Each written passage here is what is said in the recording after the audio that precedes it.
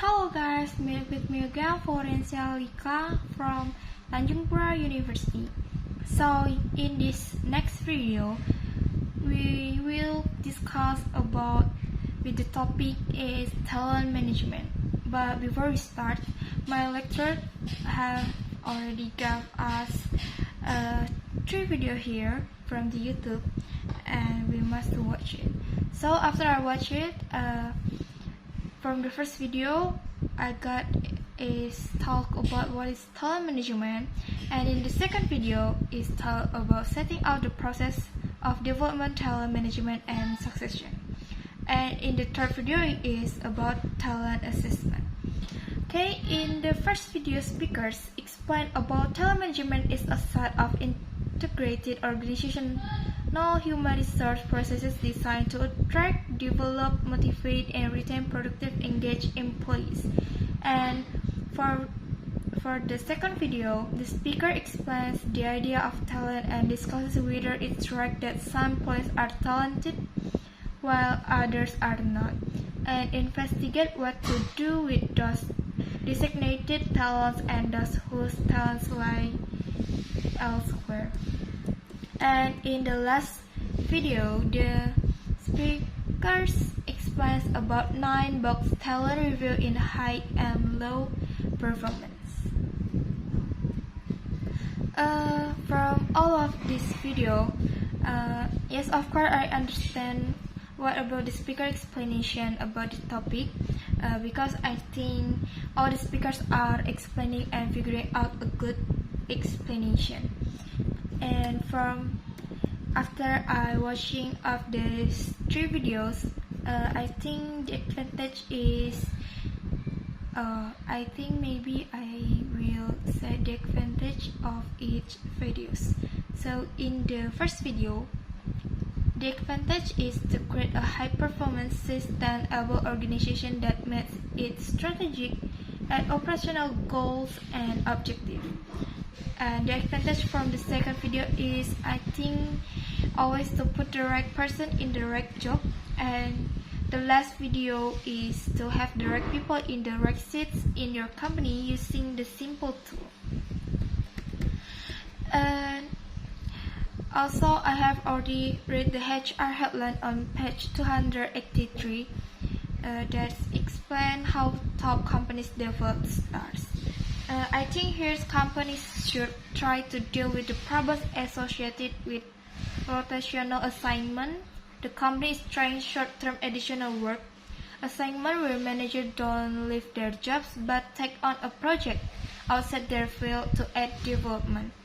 The company should be patient about providing candidate performance feedback along with mentoring and support.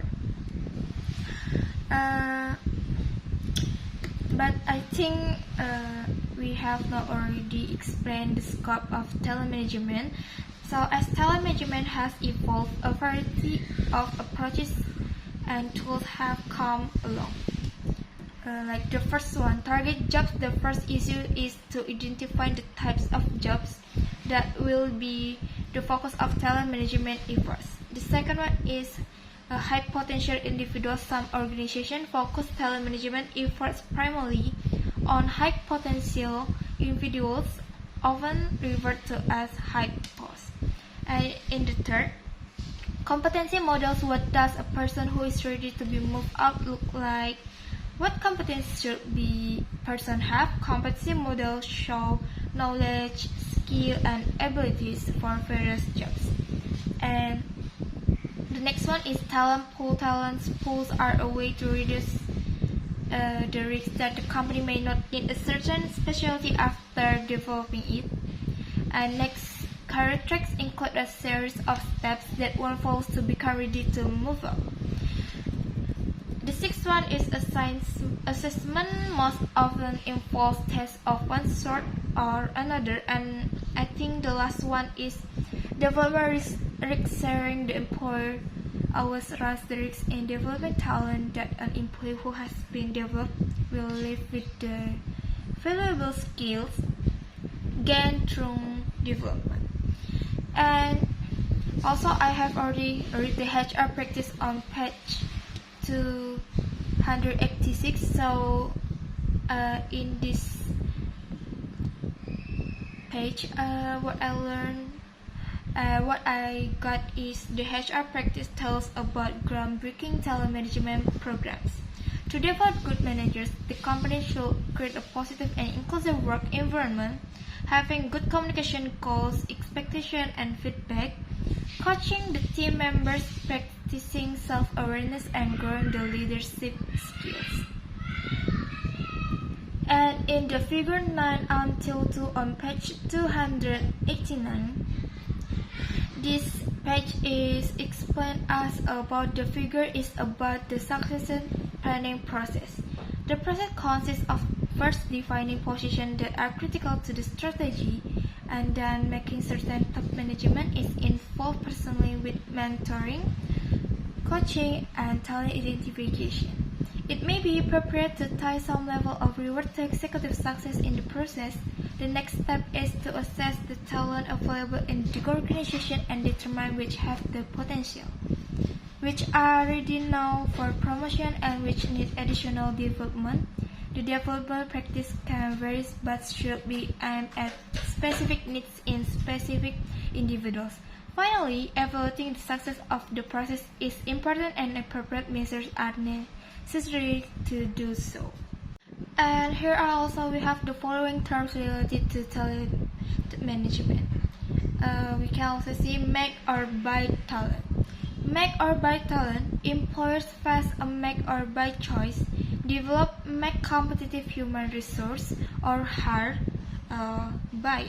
It means buy them already developed from somewhere else. Many organizations show an apparent preference for buying rather than making scarce employees in today's labor market. Next is potential versus performance. Note that when developing succession plans for jobs and identifying candidates, focusing only on potential may be too narrow. The competency model for a job might be much more complex. There's a benefit of formal succession planning. Succession planning is the process an organization uses to ensure every critical position is occupied by an employee with the right skills and experience.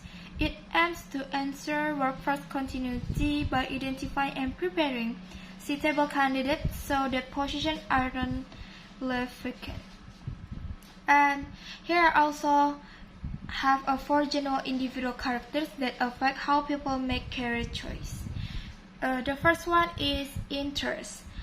People tend to pursue careers that they believe match their interests, but over time interests change for many people, and career decisions eventually are made based on special skills, abilities, and career paths that are realistic for the individual. The next one is theirs have a self-image. A career is an extension of a person's self-image as well as a molder of it. People follow careers they can see themselves in and avoid those that don't fit with their perception of their talents, motives, and values. The next one, we also have personality. An employee's personality includes that individual personal orientation and personal needs. Individuals with certain personality types gravitate to different clusters of occupation. The next one, we also have social backgrounds. I think this really important too, that socioeconomic status and the educational levels and occupation of a person's parents are included in an individual's social background. And after I read the figure 9 until 5 on page 295, in this figure tell us about the general career periods. We can identify 5 career stages that most people will go through during their adult years, regardless of the type of work they do. These stages are exploration, establishment, mid-career, late career, and decline. After we discuss, I think, so many in this chapter, so I think by learning this chapter, the benefits that I can take in the future is doing a better onboarding experience, giving more opportunities for training, and reskilling, giving career advancement, improving performance management, and giving more about the employee experience. Before we finish our discussion, there's one statement. Like, talent management is not only applied in company or organization, but also in your family. And